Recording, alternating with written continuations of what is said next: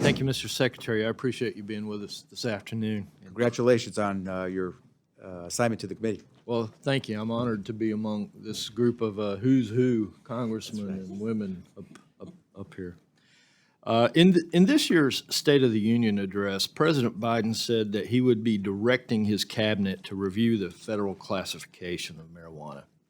Have you had any conversation with the president to this date on the classification of marijuana? The only communication that I've had with the president directly on this is when he issued his directive to us to evaluate cannabis and report back to the Drug Enforcement Agency on this. And so the news reports that I've been able to look at indicate that you've already taken a position that marijuana should be, I'm going to say decriminalized, but Rescheduled. Yeah, descheduled from a class 1 to a class 3. Right.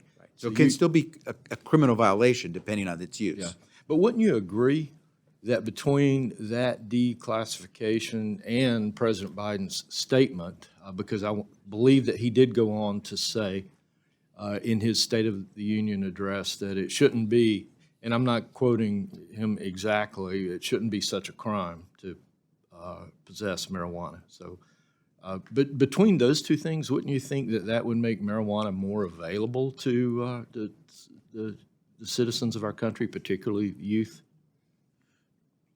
Well, and Congressman, I don't know about in your state, but in my state of California and probably more than half of the states of the nation, marijuana is already somewhat available, whether for medical purposes or even for recreational purposes.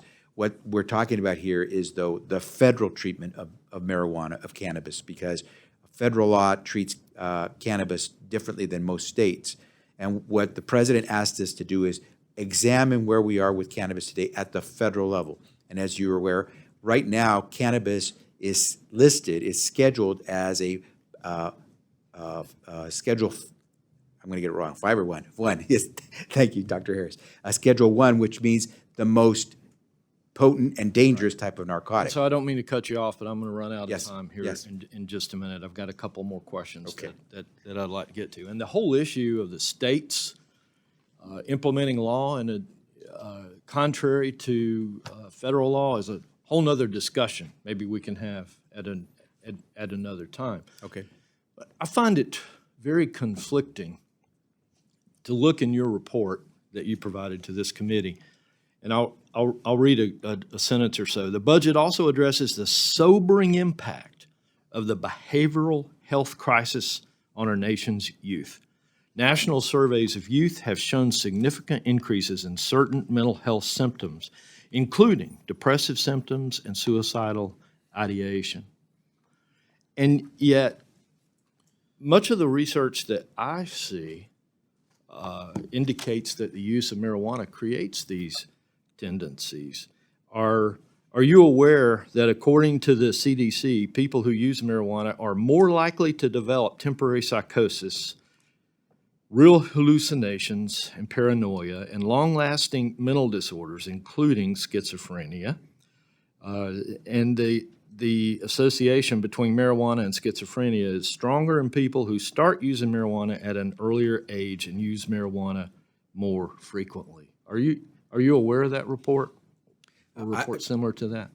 I'm aware of a number of reports and studies. When I was the Attorney General in California, we dealt with the issue of marijuana. And as the Secretary, I've worked closely with the Food and Drug Administration, which is the agency charged with making a determination about the scheduling, recommending scheduling of marijuana. And are you aware of a 2021 NIH study that suggests a link between cannabis use and higher levels of suicidal ideation plans and attempts? The various studies you're probably referring to are the types of studies and reports that the Food and Drug Administration would have taken into consideration as it did its assessment of cannabis. And thank you. And so you're aware of those reports out there.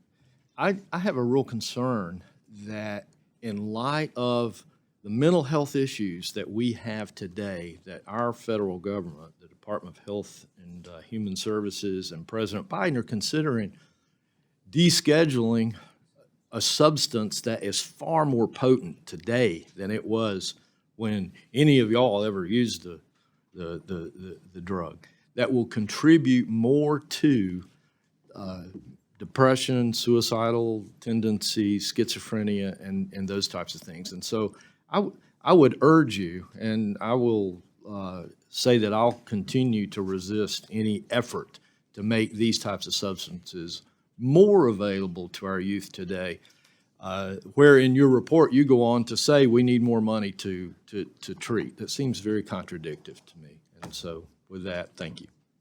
Appreciate your comment.